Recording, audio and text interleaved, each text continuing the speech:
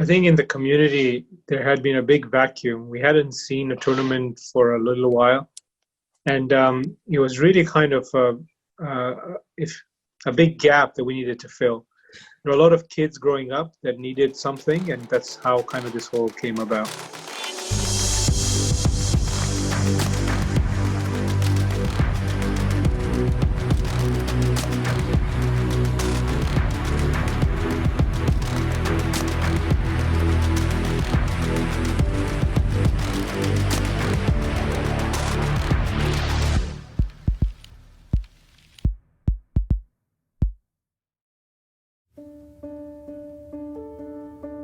When we first got the invitation from Umoja Games 2012, it was something that was put together really fast. I got the guys all huddled up and said, let's go to this tournament. And everybody was like, yeah, sounds like fun. It was a last minute thing. You know, we looked at flights, just a bunch of friends got together and flew out to the Big Apple, and there we were in the middle of the pitch. I think we needed 11 players and we muscled up 9. Yeah, we just came with only 9 players.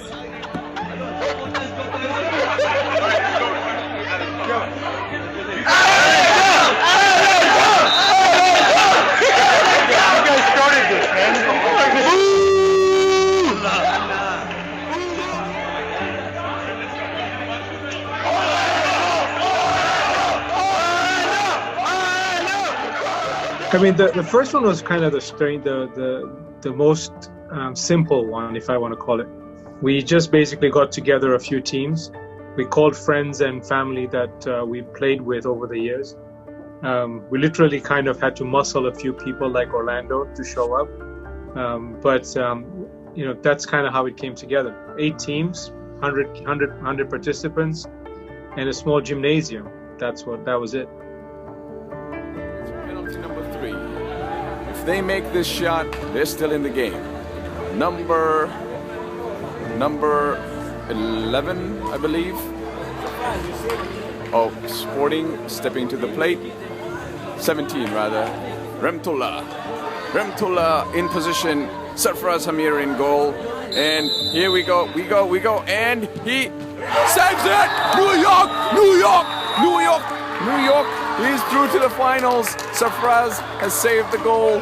Oh my God, what a play. Hasnain Aziz, where is the captain? Hasnain Aziz, Simba. Celebrations, I say, in New York, jubilations. Wow, what a game. Yeah, so like in the finals, it was just amazing, like the best atmosphere. Like it was so small, right? It was like a small turf field, and every time it was really Toronto versus New York. So it was We the North versus USA, and the power of that's that. Right. Everyone was jumping in on whichever country you came from, and it was just like rattling, like you felt like cage rattling. I do remember it went right down to the final minutes. It was a great game, great energy in the auditorium, and I think that emotion and that energy and seeing people after, like, you know, I hadn't seen Aziz and Ahmed Uncle and Mustafa and Kashif and Abbas Ratansi and a whole lot of guys I hadn't seen in a number of years. And it was that emotion. I think it was that emotion for me that kind of lifted, you know, my spirits to get back out and play and see the guys again. The final was incredible. You know, it was US versus Canada. It was Jaffrey Sports versus JTFC. And it came down to closing moments where Jaffrey Sports Club came back from 4-1 down to tie the game 4-4. And in the last seconds, you know, JTFC took it. It was just incredible. I remember the crowd going crazy in the final. The sidelines was going crazy. It was unbelievable. Keepers coming up.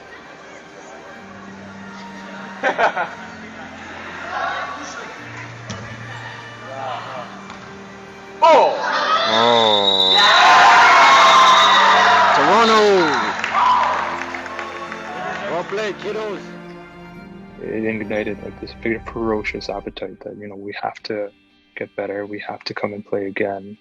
We have to, you know, do the right thing, you know, train better, eat better, exercise better.